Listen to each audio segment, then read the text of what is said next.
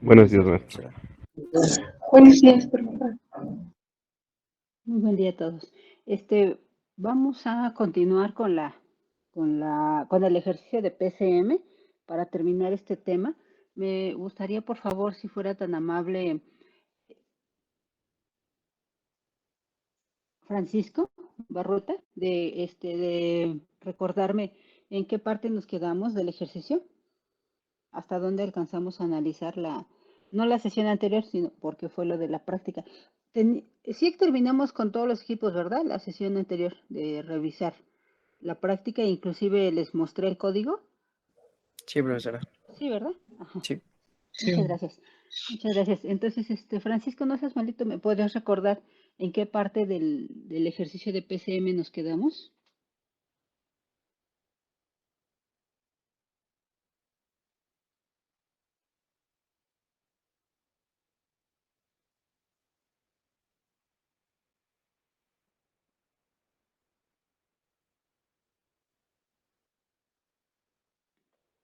Francisco, no está listo o no está.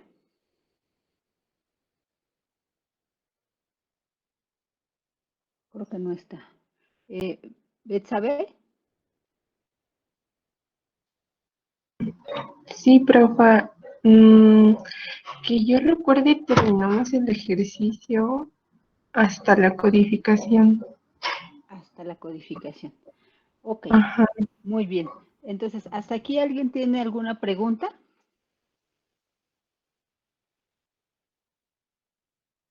¿No? Bueno, pues entonces,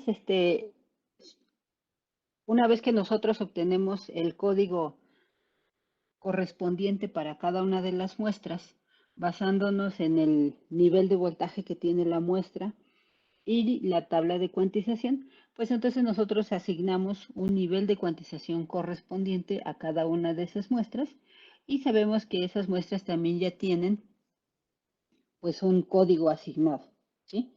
Eh, entonces vamos a sustituir los n bits del código más un bit del signo, ¿estamos de acuerdo?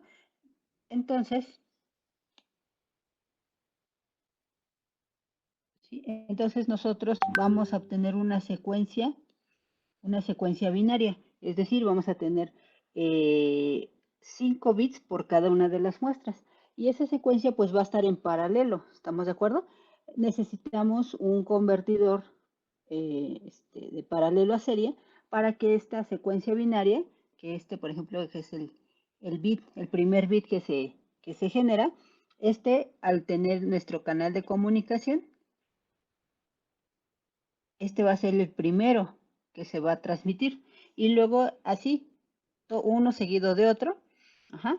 Y finalmente lo que yo voy a obtener en el decodificador, pues precisamente es una secuencia binaria eh, en forma serial, ¿sí?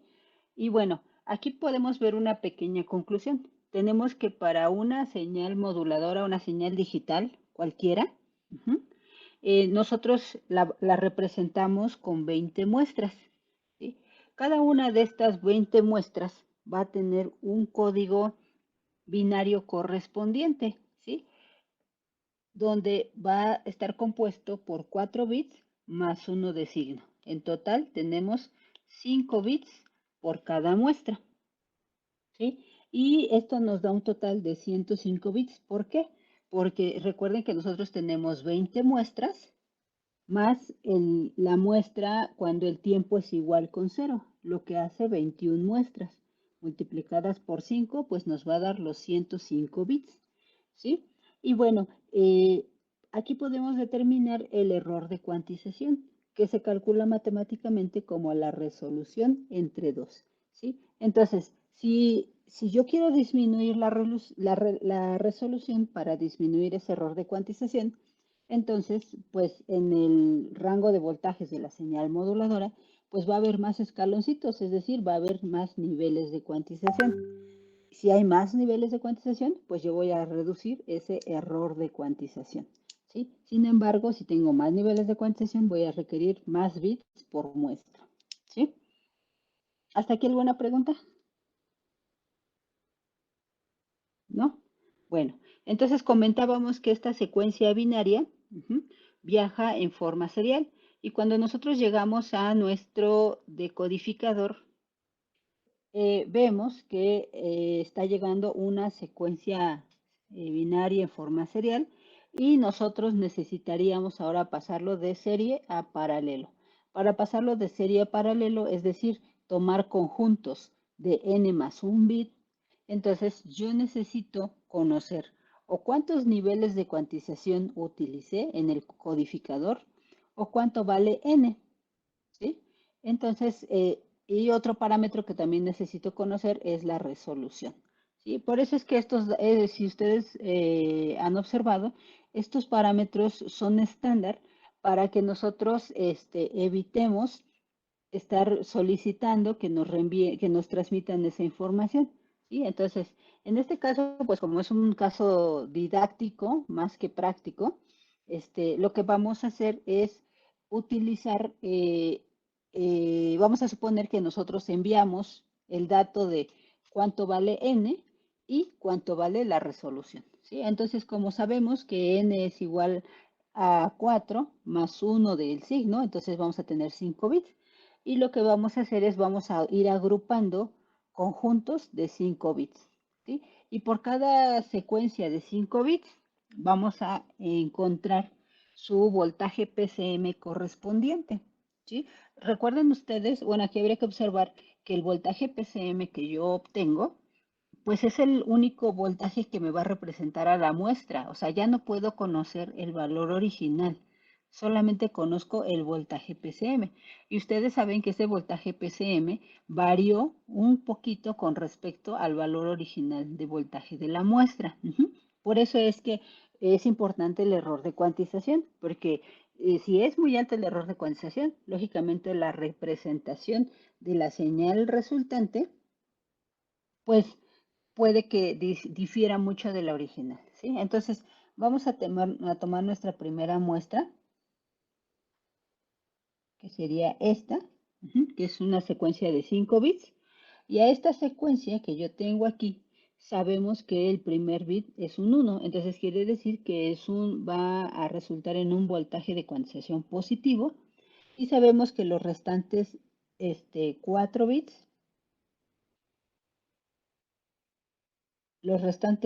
bits, me representan el nivel de cuantización en binario, ¿sí? Entonces lo que voy a hacer es que ese conjunto de 4 bits yo los voy a pasar en su forma decimal, ¿sí? En este caso, pues va a ser un 0, ¿estamos de acuerdo? El resultado va a ser un 0. Entonces esto me indica que yo tengo el nivel de cuantización 0 positivo. Ahora, si yo lo multiplico por la resolución, entonces voy a obtener su voltaje de cuantización. Entonces 0 por 1.5 me da 0 volts. Y esos 0 volts yo los voy a representar aquí. ¿Estamos de acuerdo? Que sería el valor de la primer muestra que me está llegando, ¿sí? Después me voy con la segunda secuencia, que es esta, que es 10110. Si ustedes observan, es la que está escrita acá. Y podemos observar que como empieza con un 1, pues quiere decir que va a ser positivo. La secuencia de 4 bits me representa un 6 en decimal. Quiere decir que esta secuencia binaria corresponde a un nivel de cuantización 6 positivo. Si yo multiplico 1.5 volts, que es el valor de la resolución, por 6, esto me va a dar 9 volts. Esto me indica que la siguiente muestra va a estar ubicada en 9 volts. ¿Sí? Y así me voy sucesivamente para todas las demás. A ver, vamos a ver, la siguiente secuencia sería 11010. Sería esta. Y entonces, a ver, por ejemplo, César Hernández. Sí, profesor. ¿Sí? Esa secuencia de 5 bits, ¿a qué voltaje de cuantización correspondería? El primer bit sería positivo. Bueno, me indicaría que es positivo. Después sería El binario sería, a decimal sería 10, lo multiplicaría por 1.5 y Ujú. serían 15 volts. Exactamente, muy bien. Entonces, sí quedó claro, ¿verdad? Parece que sí quedó claro. Y así lo vamos a repetir todo con todas las secuencias que nos están llegando. Si ustedes observan, esta señal que nosotros observamos aquí en la pantalla, pues es una aproximación de una señal senoidal, ¿sí? O sea, nos da muchas características de la señal senoidal, su voltaje máximo, su periodo, en este caso 2 ciclos, ¿sí? Entonces creo que con estas muestras, este número de muestras es suficiente para tener una buena aproximación de la señal original, ¿sí? Muy bien. Entonces, ¿hasta aquí alguna pregunta, muchachos? ¿No? Entonces, si ustedes observaron en la página del grupo de Teams, ahí ya puse eh, la guía y la guía, dentro de la guía tienen ustedes asignados 2 ejercicios de PCM. ¿Sí? Yo considero que con esto que analizamos aquí en clase es suficiente para que las puedan ustedes resolver. Y em, voy a proyectarles vamos a vamos a terminar de ver las diapositivas que la vez pasada les estaba mostrando con el objetivo de que quede más analizado esto de PCM.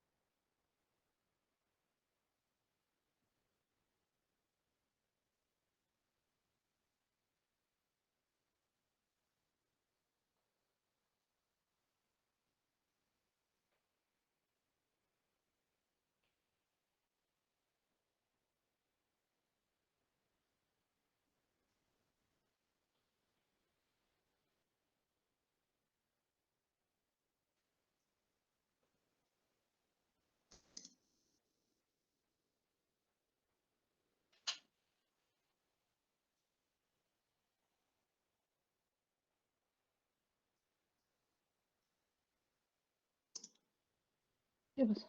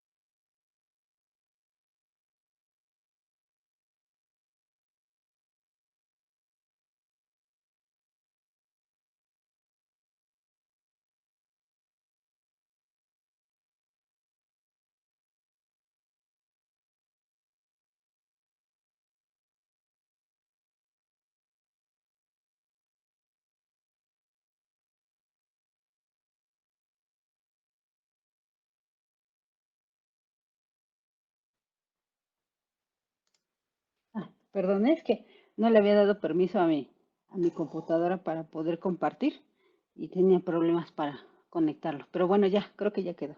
Muy bien. Entonces, si ustedes recuerdan la sesión anterior, les había presentado un poco con respecto al proceso de PCM utilizando estas diapositivas. Les comentaba yo que aquí nosotros podemos observar la representación de una señal continua que nos representa una señal de sonido o de audio, ¿sí? En este caso estamos representando 2 segundos. En este intervalo de tiempo hay 1 segundo y en este otro intervalo es 1 segundo más, ¿sí? Aquí podemos observar, bueno, pues que son parecidos, ¿no? Las formas de onda en ambos segundos. Bueno, pues habíamos comentado que el primer paso para PCM pues es el muestreo. Y entonces, lo que queremos nosotros es pasar esta señal discreta al campo, perdón, esta señal continua al campo de las señales discretas. Es decir, vamos a tomar muestras de la señal. ¿Por qué? Porque sabemos que esta señal continua pues tiene un número infinito o no, sí, un gran número de puntos que la componen y nosotros para poder analizar todos esos puntos pues nos llevaríamos muchísimo tiempo. Entonces por eso es que vamos a seleccionar solamente algunos. Entonces nosotros, no, de acuerdo al teorema de Nyquist, dice que al menos debemos de seleccionar el doble de la frecuencia fundamental. Es decir, aquí me estaría diciendo que al menos debo de tomar 2 puntos en un periodo de la señal, ¿sí? Sin embargo, en algunos casos habría, como es este que estamos ejemplificando, si nosotros tomamos esa cantidad de muestras, entonces en este segundo nosotros estaríamos teniendo pues muy pocas muestras, ¿no? Tendríamos, para una frecuencia de muestreo de 10 Hz, implica que yo tengo 10 muestras en 1 segundo. ¿Estamos de acuerdo? ¿Sí? Entonces, en este intervalo de tiempo, pues nosotros vamos a tener estas 10 muestras, que son estos 10 puntitos negros. Sin embargo, si nosotros hacemos el proceso de PCM utilizando nada más estos puntos, estarán ustedes de acuerdo que cuando yo quiera hacer la reconstrucción de la señal a su forma analógica, pues yo tendría una línea de este punto a este punto y toda esta parte de la señal ya se perdió. Si yo hago una unión de este punto con este punto, toda esta parte ya se perdió. ¿Estamos de acuerdo? Eso lo acabamos de ver hace un momento cuando reconstruimos la señal a partir de una secuencia binaria. ¿Sí? ¿Alguna pregunta hasta aquí? ¿No? Bueno, entonces vemos que se está perdiendo muchísima información. Entonces, ¿cuál sería la solución que podríamos dar para que se pierda menos información? Kevin Bonilla.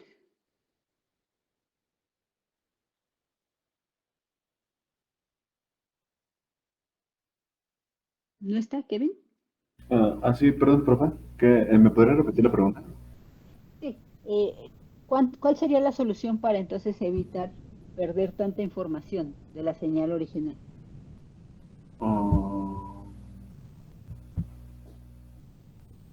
Ah, no recuerdo, profe. Bueno, de acuerdo a como lo vemos aquí, Ajá. nosotros vemos que tenemos nada más 10 puntitos negros. Esos 10 puntitos negros pues están tomados con un mismo intervalo de tiempo, ¿estás de acuerdo? Y Ujú. entonces la información, por ejemplo, sí, no sé si se alcanza a ver mi puntero, entre este punto y este punto, si tú observas toda esta información se Se pierde pierde. porque no sabemos, al momento de reconstruirla vamos a unir estos 2 puntos y todo esto pues ya no lo conocemos. La pregunta es, ¿cómo te imaginas tú que podría hacer yo para no perder estos puntos importantes Ah, de la señal? pues tomar más muestras, en este caso sería reducir el periodo de tiempo, ¿no? Para tomar las muestras y así ya tendríamos más puntos. Ajá, exactamente. Yo necesito tomar más muestras y para tomar más muestras, pues yo necesito incrementar, ¿qué cosa? El sampleo, En la frecuencia de muestreo, la exactamente. frecuencia. Exacto. Si yo aumento la frecuencia de muestreo, entonces reduzco el tiempo de muestreo. Entonces, si yo aumento al doble la frecuencia de muestreo, voy a reducir aquí al doble el tiempo entre cada muestra. ¿Estamos de acuerdo? Y voy a tener más muestras. Y eso es algo que se puede mostrar en esta diapositiva. ¿Sí? Aquí sí vemos, ya tenemos más puntitos negros, es decir, cada puntito me representa cada una de las muestras que yo estoy tomando. Y si tú recuerdas, la diapositiva anterior tenía una frecuencia de muestreo de 10 Hz. Ahorita Sí. tenemos una de 20 Hz, es decir, yo dupliqué la frecuencia de muestreo y dupliqué el número de muestras, sin embargo, reduje el tiempo que se va a tomar entre cada una de ellas. Y eso me permite tomar pues más datos característicos de mi señal que yo quiero procesar. ¿Sí? Esto de tomar datos, estos datos que yo estoy tomando generalmente me representan como las características. Esta extracción de características es un proceso fundamental para cualquier sistema de inteligencia artificial, por ejemplo. O sea, existen muchos métodos por ejemplo, clasificar rostros, clasificar huellas digitales, clasificar voces, comandos, etcétera. Pero todos estos algoritmos trabajan a partir de datos característicos de las señales. ¿Sí? En este caso, supongamos que yo quiero aquí distinguir la palabra que dijo una persona. Entonces, si yo me quedo con estas muestras, con estas pocas muestras de mi señal de la palabra, por ejemplo, entonces va a ser más difícil identificarlo. ¿Sí? Es, por ejemplo, si yo quiero identificar entre quiénes, yo tengo dos hermanas, por ejemplo, aunque que no sean gemelas, dos hermanas. Y yo digo, quiero saber, una se llama Mari y otra se llama Tere. Quiero saber quién es Mari y quién es Tere, mediante un sistema de inteligencia artificial, ¿no? Y entonces tú le dices, bueno, pues qué características le voy a dar a Mari y a Tere. Pues a mi sistema le voy a decir que una tiene el cabello, que una tiene cabello, castaño y otra tiene cabello negro. Pues es muy difícil poderlas reconocer por esa característica. ¿Estamos de acuerdo? Porque, ¿qué pasa si, por ejemplo, tienen otra hermana que se llama Lucy? Y entonces al sistema metemos a que me diga si Lucy es Mari o Tere. Y entonces, como son muy pocas características las que yo conozco de ellas, puede ser que Lucy coincida con el tono de cabello que Mari. Y entonces me va a decir que es Mari, siendo que no lo es. ¿Sí? Entonces, hay que dar ciertas características de las señales para que nosotros podamos reconocer entre ellas. Y en este caso, esas características para nosotros son las muestras o los datos de las muestras, ¿sí? En este caso, si yo pongo estos pocos datos que tengo aquí, pues entonces, si entra una señal parecida, pues entonces se va a confundir mi sistema y no va a saber exactamente a quién elegir, ¿sí? Sin embargo, si yo doy más datos, como en este caso, y entra una señal que a lo mejor se comporta un poquito diferente, entonces sí lo va a poder diferenciar. ¿Estamos de acuerdo? Por eso este proceso de tomar muestras de las señales es bien importante, porque de eso depende el buen funcionamiento de los sistemas. En este caso estamos hablando de a lo mejor nada más de transmisión de audio. Pues en el caso del receptor, pues yo necesito saber yo necesito ver que la calidad del audio que estoy procesando, pues es buena, ¿sí? Es decir, la señal se parece mucho a la forma de onda original, ¿sí? ¿Sí queda claro? Sí. Bueno, pues vamos a continuar. Entonces aquí vemos que aumentamos la frecuencia de muestreo, reducimos el tiempo de muestreo y aumentamos el número de muestras, ¿sí? Entonces, podemos ver que con esta cantidad de muestras, pues tenemos una mejor representación de la señal, ¿sí? Un segundito.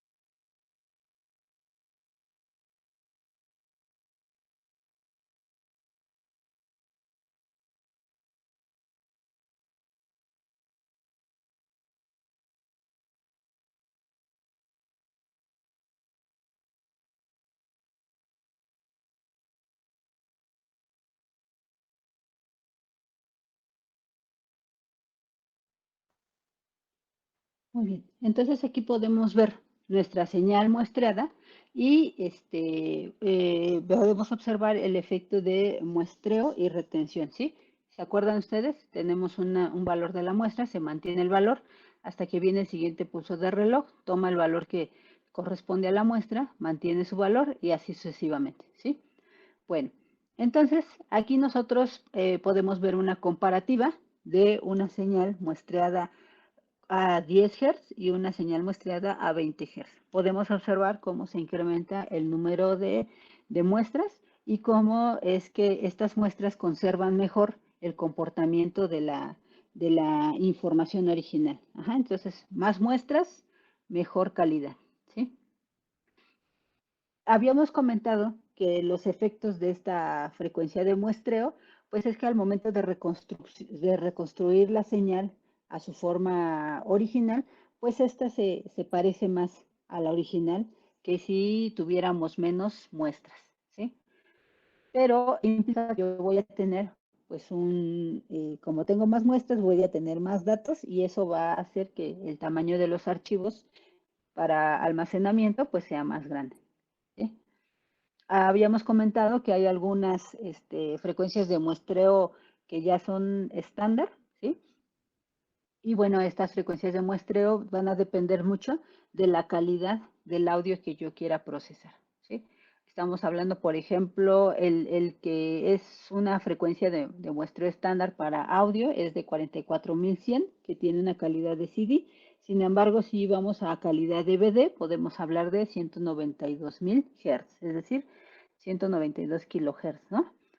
Y bueno, también comentábamos que hablando de frecuencia de muestreo y frecuencia de la señal, aunque ambas se expresan en Hertz, comentábamos que son cosas diferentes o representan cosas diferentes, ¿sí? Acuérdense que la frecuencia de muestreo, de acuerdo al teorema de Nyquist, se representa como 2 veces la frecuencia fundamental de la señal, ¿sí? Como la frecuencia fundamental de la señal se expresa en Hertz, por consecuencia, la frecuencia de muestreo se expresa en Hertz.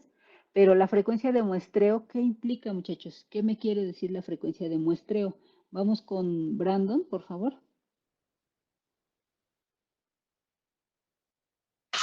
Sí, profesora. Ajá. ¿Te acuerdas qué me representa la frecuencia de muestreo?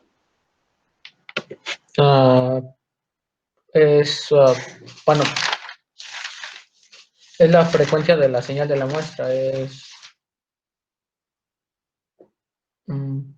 que no sé cómo decirlo. Sí, sí, O sí. bueno, Por ejemplo, en la práctica que hicimos, nosotros ok. utilizamos una frecuencia de muestreo de 8 kilohertz para capturar la señal de audio. ¿Eso qué implicaba? Bueno, que la señal de audio tenía